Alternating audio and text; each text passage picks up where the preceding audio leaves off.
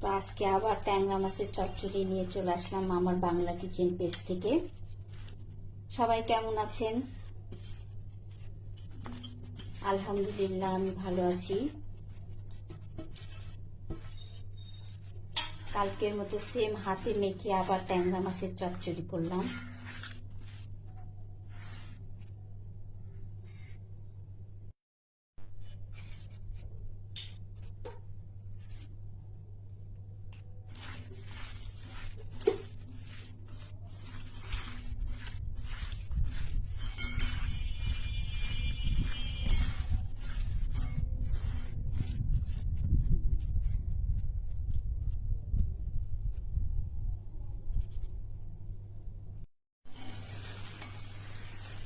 হয়ে গেছে খান সাহেবের পছন্দের ট্যাংরা মাছের চচ্চড়ি।